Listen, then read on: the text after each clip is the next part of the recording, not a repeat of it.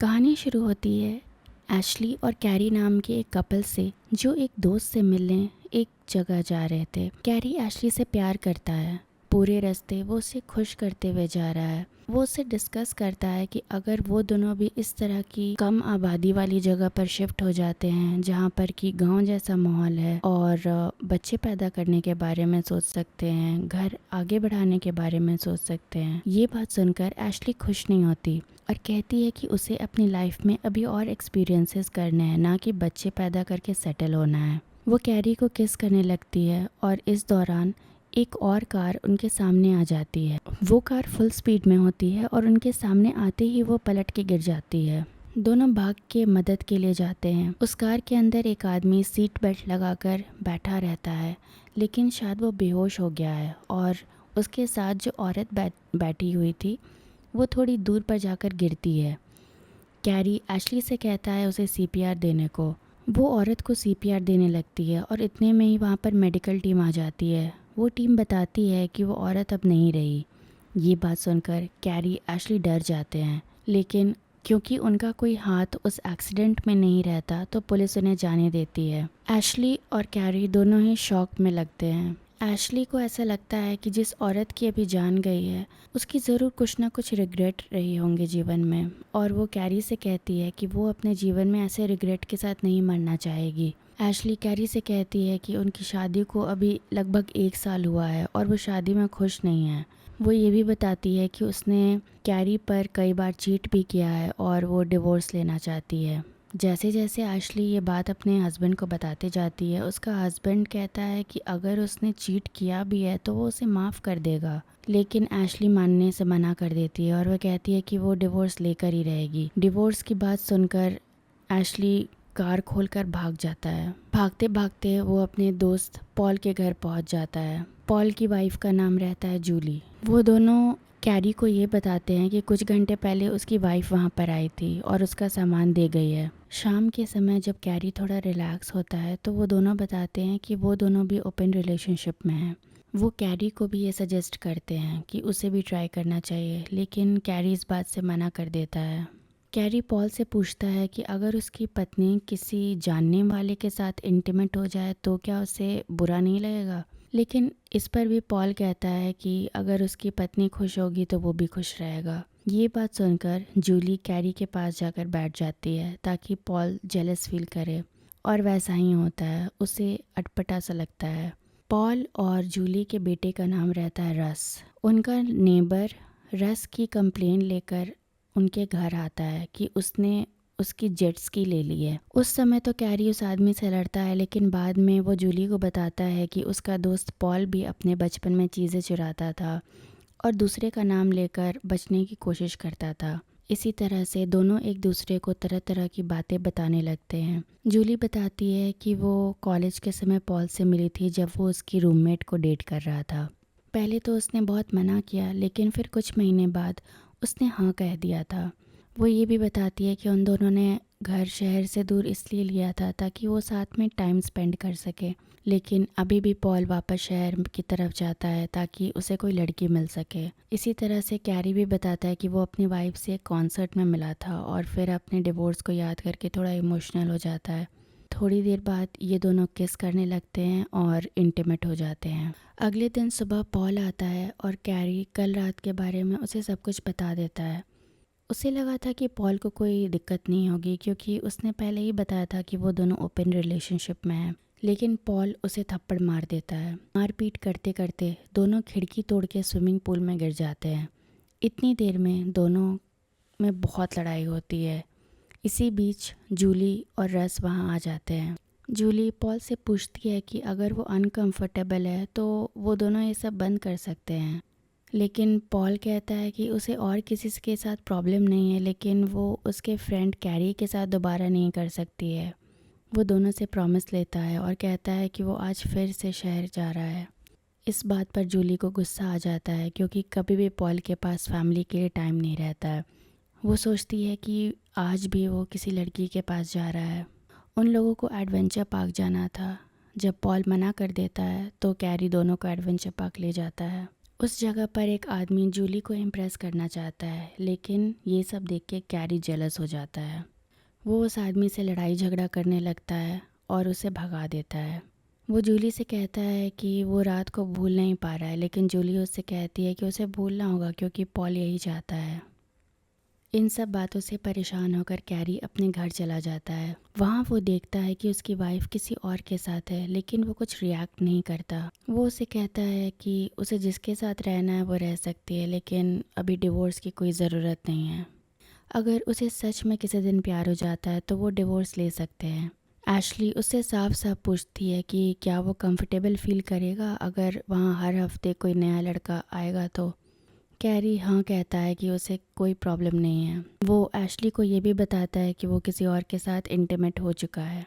इसके बाद काफ़ी दिनों तक एशली के बॉयफ्रेंड्स उन दोनों के घर आते रहते हैं। कैरी भी उन लोगों से दोस्ती कर लेता है और एक टाइम ऐसा आता है कि अगर एशली का किसी के साथ ब्रेकअप हो जाता है तो वो कैरी से मिलने उनके घर आ जाता है। इस बात से एशली गुस्से में रहती है, लेकिन ऐसे ही चलता रहा।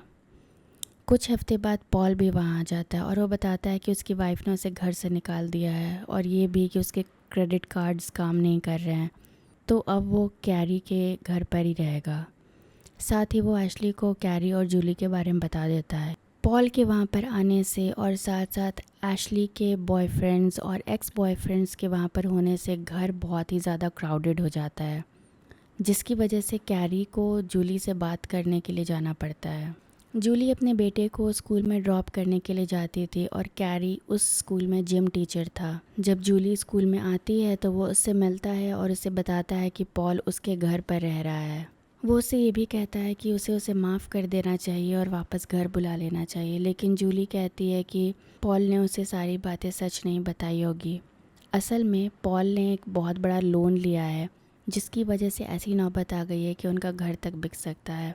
साथ ही उनके सारे बैंक अकाउंट्स भी फ्रीज़ हो गए हैं और उसने बहुत सारा लोन अपने बेटे के नाम से ले लिया है। कैरी को ये सब बात सुनकर दुख होता है और वह कहता है कि वो अब भी उसकी केयर करता है।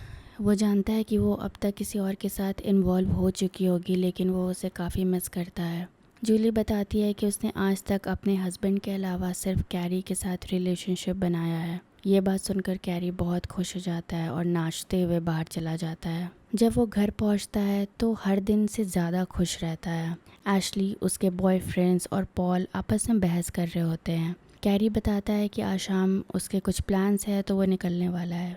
ये बात सुनकर एशली और पॉल थोड़े सस्पिशियस हो जाते हैं।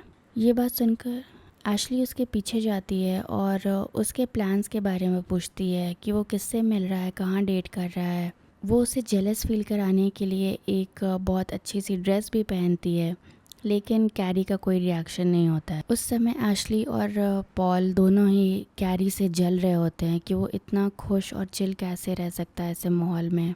जब जूली घर पहुंचती है तो उसे प्रिंसिपल का कॉल आता है। उसे ये भी कंफर्म था कि उनका डिवोर्स होने वाला है, क्योंकि उसने अपनी माँ को किसी डिवोर्स लॉयर से बात करते हुए सुना है।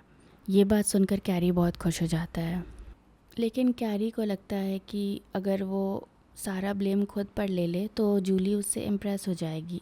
इसलिए कैरी सारा ब्लेम अपने पर ले लेता है, लेकिन प्रिंसिपल उसे भी नौकरी से निकाल देते हैं। जूली पॉल पर बहुत नाराज़ होती है क्योंकि उसने अपने बेटे के नाम पर भी लोन लिया था और इस समय उनके पास घर भी नहीं था रहने को, ना गाड़ी थी ना ही अकाउंट्स थे। पॉल उसे समझाता है कि वो बैंकरप्सी फाइल कर देगा जिससे कि वो बच जाएंगे, लेकिन इसमें कुछ टाइम लगेगा क्योंकि जहाँ से उसने लोन लिया था उन लोगों ने इस पर टैक्स की चोरी का भी इल्ज़ाम लगा दिया है। ये बात सुनकर जूली बहुत गुस्सा हो जाती है और उसे कहती है कि ये सब करने से पहले उसे अपने बेटे के फाइनेंशियल फ्यूचर के बारे में सोचना चाहिए था। पॉल समझ जाता है कि उसका और कैरी का अभी भी रिलेशनशिप चल रहा था और जब वो ये बात अपनी पत्नी से पूछता है तो वो हाँ कहती है। वो बताती है कि कैरी बहुत केयरिंग है और ट्रस्टवर्दी है, वो उस पर विश्वास कर सकती है और साथ ही वो ऊटपटांग हरकतें नहीं करता है। ये सब बोल के वो कैरी के साथ चली जाती है। पॉल को बैंक के साथ फ्रॉड करने के इल्ज़ाम में जेल में डाल दिया जाता है। एक दिन कैरी उससे जेल में मिलने आता है। वो उससे पूछता है कि वो डिवोर्स पेपर्स पर कब साइन करेगा। पॉल डिवोर्स पेपर पर साइन करने से मना कर देता है। जूली के पास एक घर था जो उसने खरीदा था, तो अब कैरी, जो कि अब उसका बॉयफ्रेंड बन चुका था, उसके पास रहने लगा था। जब पॉल को जेल से छोड़ दिया जाता है तो वो भी वहाँ पर आ जाता है। अब क्योंकि पॉल अनएम्प्लॉयड था और जूली के पास भी कोई ज़्यादा सेविंग्स नहीं थी, तो वो पॉटरी बेचना स्टार्ट कर देती है। जूली को पहले से ही पॉटरी बनाना पसंद था और अब वो इस शौक को फुल टाइम ऑर्डर्स में कन्वर्ट कर देती है। उसका बिज़नेस अच्छा चलने लगता है। कैरी उसका साथ देता है। पॉल जूली को डिवोर्स पेपर साइन करके दे देता है और साथ ही उससे कहता है कि वो उसे और कैरी को साथ देकर खुश है, और लेकिन अगर वो उससे शादी करने के बारे में सोच रही है तो उन्हें कुछ ज़्यादा ट्राई करना होगा, क्योंकि उनके पास एक बेटा है। भले ही वो एक दूसरे से प्यार नहीं करते हों, लेकिन अपने बच्चे के लिए उन्हें साथ रहना ही होगा। ये सारी बातें सुनकर जूली इमोशनल हो जाती है। पहले कभी पॉल ने ऐसी बातें नहीं की थी। वो हर समय काम में बिज़ी रहता था और उसके पास जूली से बात करने का समय भी नहीं होता था। पॉल को ऐसा लगता है कि शायद वो डिवोर्स की बात सुनकर इमोशनल हो रही है, लेकिन जूली बताती है कि वो बहुत खुश है कि उन लोगों का डिवोर्स हो रहा है और वो फाइनली एक ऐसे इंसान के साथ रिलेशन में है जो स्टेबल है और उससे प्यार करता है। लास्ट ट्राई करने के लिए पॉल अपने बेटे के लिए बर्थडे पार्टी थ्रो करता है कि शायद इस दिन उसकी वाइफ मान जाए और उसके पास वापस आ जाए।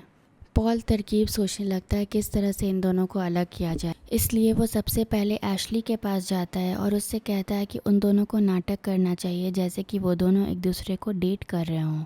लेकिन एशली कहती है कि वो दोनों प्यार में हैं और शायद अगर वो दोनों इस तरह से करेंगे भी तो उन्हें को ज़्यादा फ़र्क नहीं पड़ेगा, और वैसे भी वो एक मेंटलिस्ट को डेट कर रही है, एक ऐसा आदमी जो दिमाग पढ़ सकता है, तो उसे नहीं लगता कि ये चीज़ सही होगा। जब एशली नहीं मानती तो पॉल एक अनजान लड़की को अपनी गर्लफ्रेंड बनाकर ले आता है। वो उसे ऐसे कपड़े पहनाता है जो उस दिन जूली पहनने वाली थी। इधर एशली भी कैरी को अट्रैक्ट करने की कोशिश करते रहती है। वो उसे बताती है कि वो नहीं चाहती कि अब उनका डिवोर्स हो, लेकिन कैरी उसे समझाता है कि अब बहुत देर हो चुकी है। इधर जूली और पॉल की लड़ाई होने लगती है उस लड़की को लेकर जिसे पॉल लाया था। जूली उससे पूछती है कि वो लड़की उसकी डिट्टो कॉपी क्यों लग रही है, क्योंकि उस लड़की का सेम हेयर स्टाइल है, ड्रेस है, फुटवेयर है। पॉल उसे कहता है कि वो अपने आप को उसके काबिल नहीं समझता था कभी भी, और वो जानता है कि आज भी उसे उस जैसी लड़की नहीं मिल सकती है, तो बस वो एक कोशिश कर रहा है कि शायद उसे अपनी वाइफ जैसी कोई और लड़की मिल जाए। लेकिन इस बात पर दोनों की लड़ाई होने लगती है क्योंकि जूली कहती है कि उन दोनों की शादी हो चुकी थी, फिर भी पॉल बाहर जाकर किसी और लड़की के साथ सोता था। इस बात पर पॉल कहता है कि उसने कभी किसी और के साथ अफेयर्स नहीं किए हैं, वो सिर्फ झूठ बोल रहा था ताकि अगर ये काम जूली करना चाहे तो वो आराम से कर सकती है।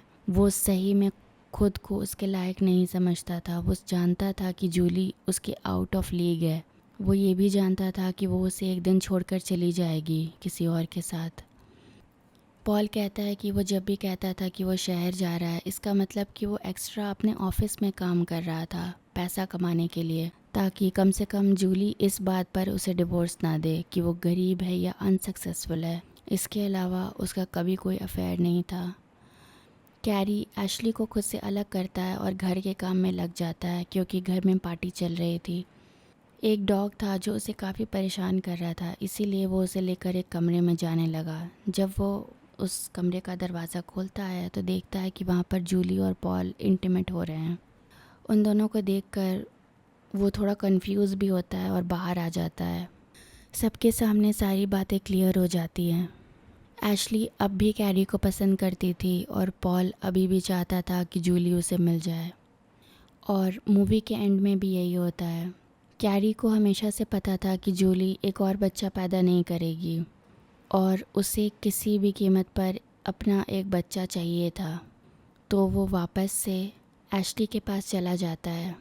पॉल और जूली का डिवोर्स हो चुका था, लेकिन पॉल अभी भी बहुत ट्राई कर रहा था कि वो किसी भी तरह से जूली को इम्प्रेस कर सके। हॉलीडेज़ पर और ओकेजन्स पर वो चारों मिलकर इकट्ठे पार्टी करते थे, क्योंकि जिसको जो चाहिए था वो एक तरह से मिल चुका था। लेकिन इन सब चीज़ों में एक बहुत अलग बात थी कि किसी का ध्यान रस पर नहीं जा रहा था। रस जब मूवी ख़त्म होती है तो एक बात कहता है अपने दोस्त से।